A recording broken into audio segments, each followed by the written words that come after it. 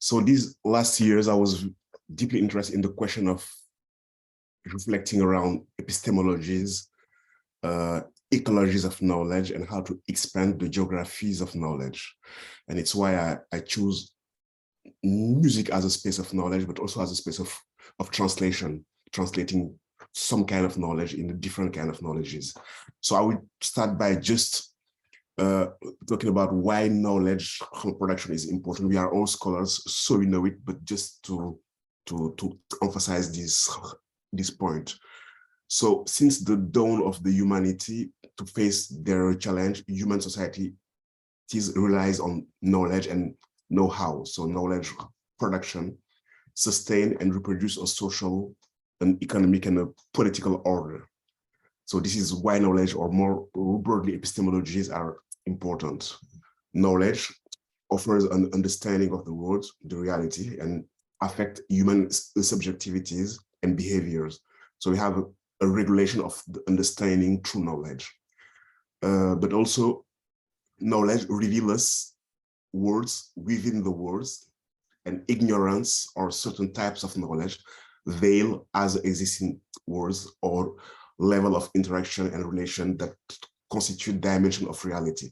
So through knowledge, we are able to see a dimension of reality, but also the same knowledge is able to veil as a dimension of reality. And in the context of all the crises we are experiencing, ecological, economic, political, the necessity of production of new forms of life, so the issue of knowledge production is important.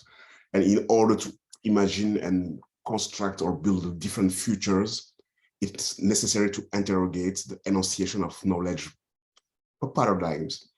So the epistemological question of what is a knowledge, it's an ancient question. How knowledge is produced, for which purpose, are absolutely fundamental. And in this conversation, I would like to propose to rethink the plurality of journeys of human thinking, and starting from the idea of an equality in principle of different tradition of thought or discursive practice, while acknowledging, and it's important for me, their incommensurability.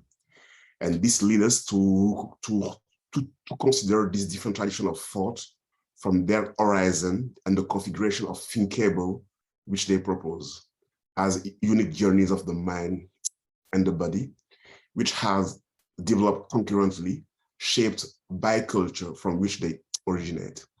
This does not mean that there is no circulation of idea, method and force across region and era, and no translation. Obviously, there is circulation of ideas, method, thought, and translation. In the argument of the colloquium, the concept of reciprocally incomplete knowledge of Boaventura de Sousa Santos, and this idea that within the plural and the diverse knowledge, there is no definitive knowledge, but only temporary proposal of different or consecutive or parallel understanding, is very important in my argument here. So for me, the idea is to fully recognize an epistemological pluralism, which acknowledge the specificity of science and its efficiency, while contesting its pretension to the monopoly of truth and its aim to disqualify other forms of knowledge.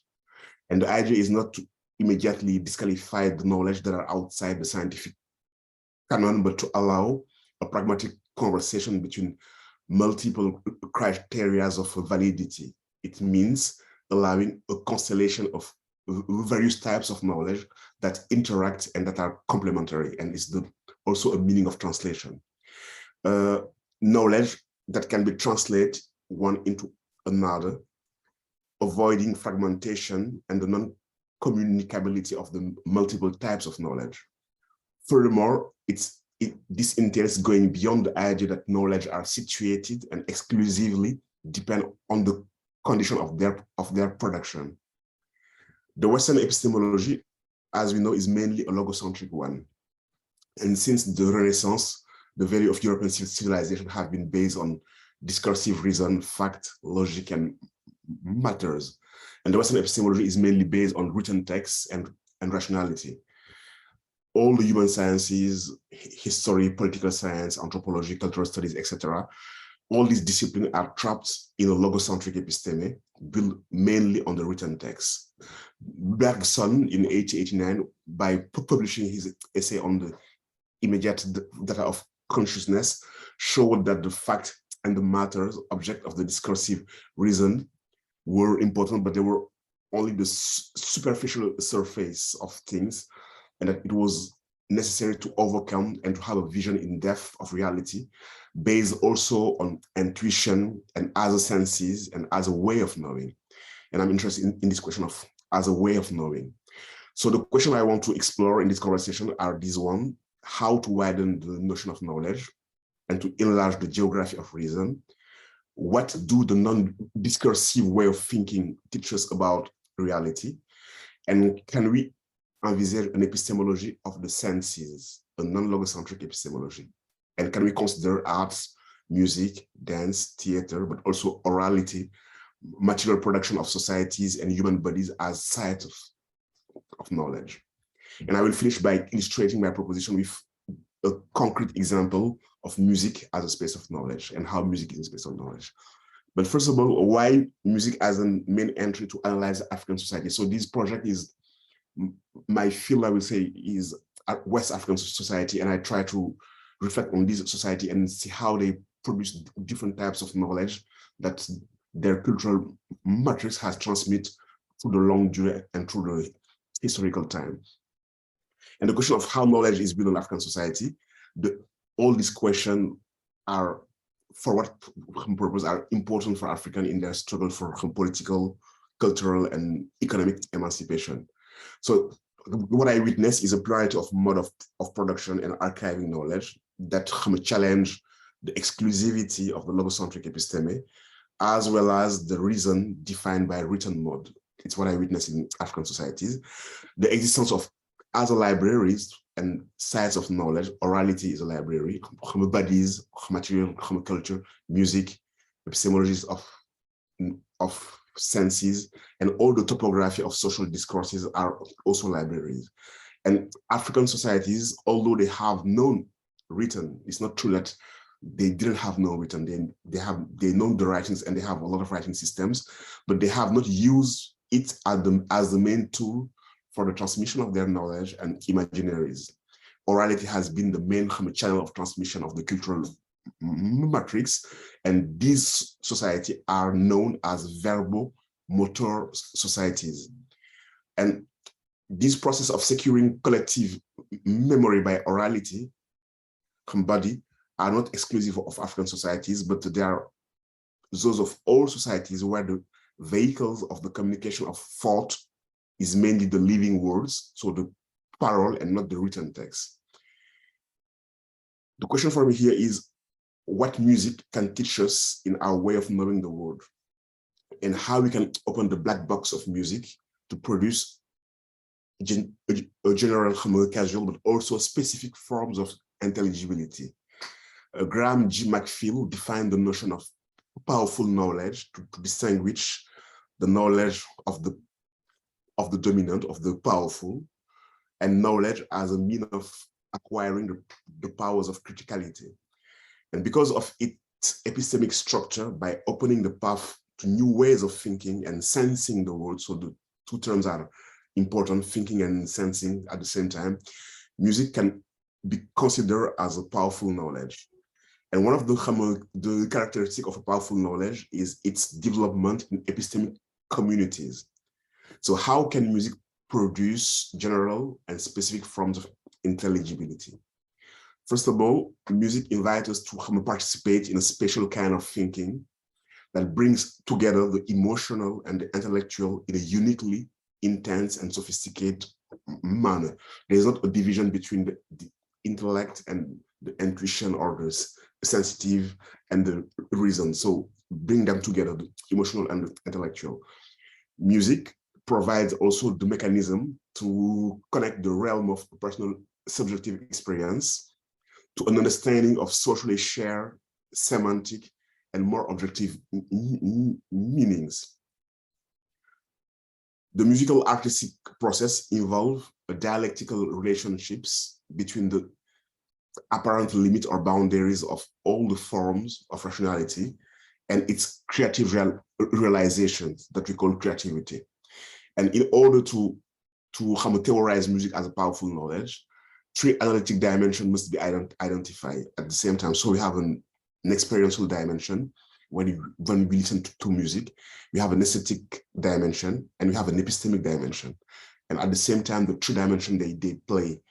The experiential aspects refer to a sensory or a corporeal dimension, and this one is experienced in a predominantly spontaneous way, just by listening, and the experiential aspect reveal itself.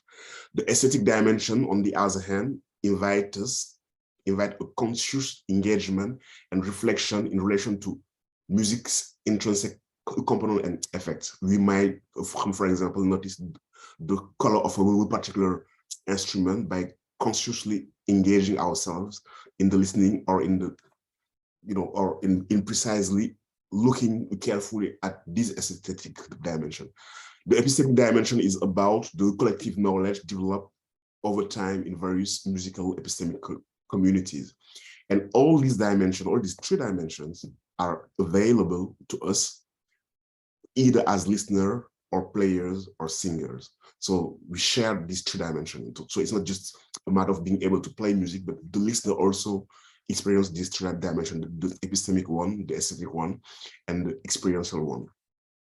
And beyond the ability of explanation, because music can also explain, social dimension and processes. And in African societies, music have been very important to narrate the new African nation, to narrate the social question since the independence. But beyond that ability to record information, to record history, to record the social dynamics, the cultural and the political, beyond prediction and explanation, music has also the potential to engender a form of collective representation and engagement, and by this providing a mean both to connect individuals to their society, and also to transcend the limit of individual experiences.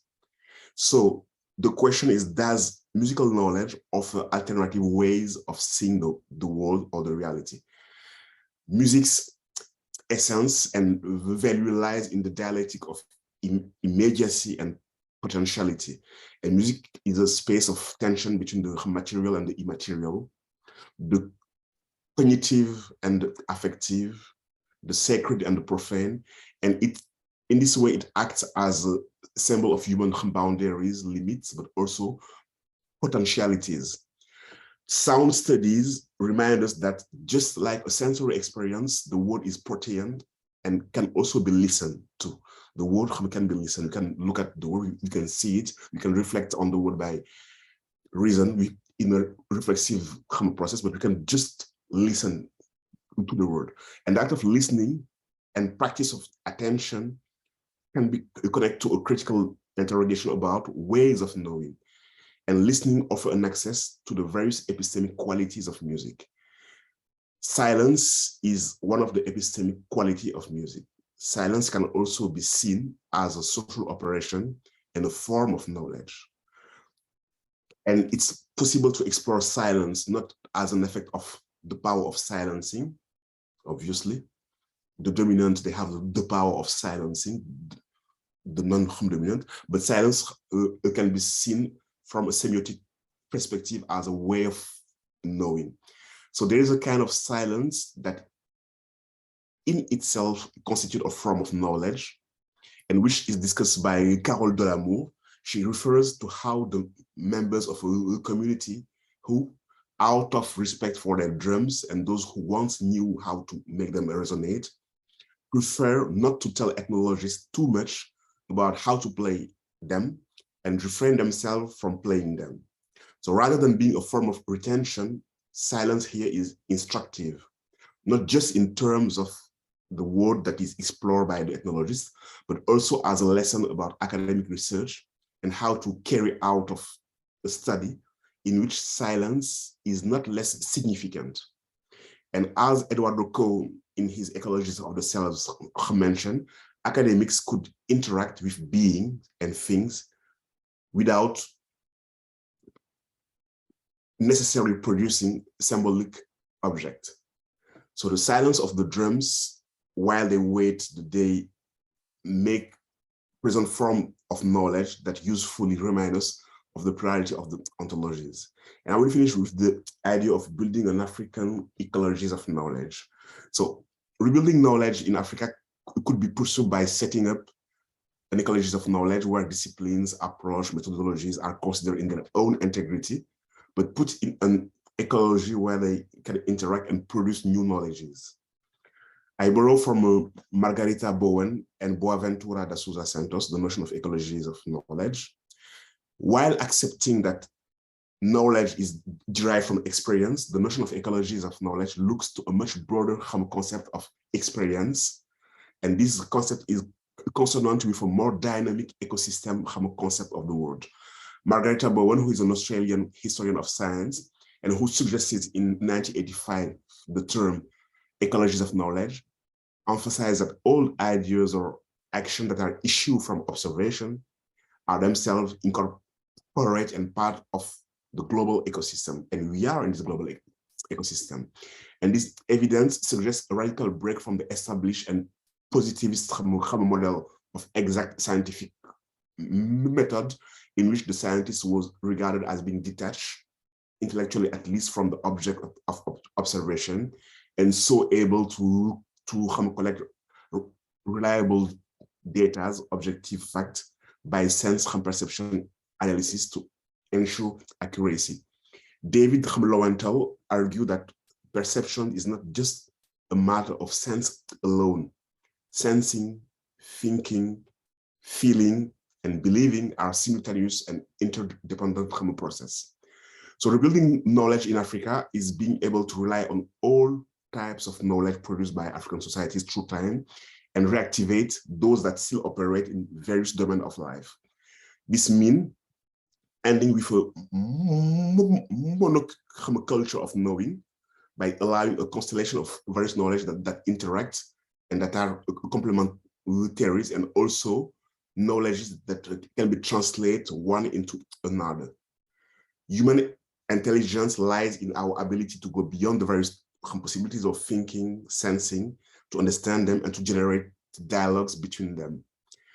An ecologies of knowledge will not be a systematic research for the ultimate truth, but rather an attempt to present these possibilities in order to produce something intelligible and useful from the encounters of pluralities of way of knowing, producing knowledge and discursive practice.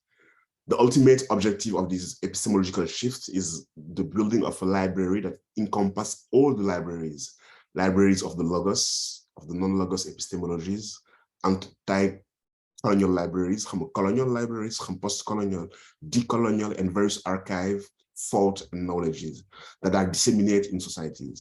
And these library enable the production of new knowledges of a new way of knowing, as well as integral recognition of ignorance. Ignorance embodies what is ignored, what is not considered as knowledge, but what is knowledge, but also what we don't know yet. So it is therefore a space of creativity and innovation. And translation allows us to navigate in the fruitful space of ignorance. So I will stop it here, and I thank you for your kind listening.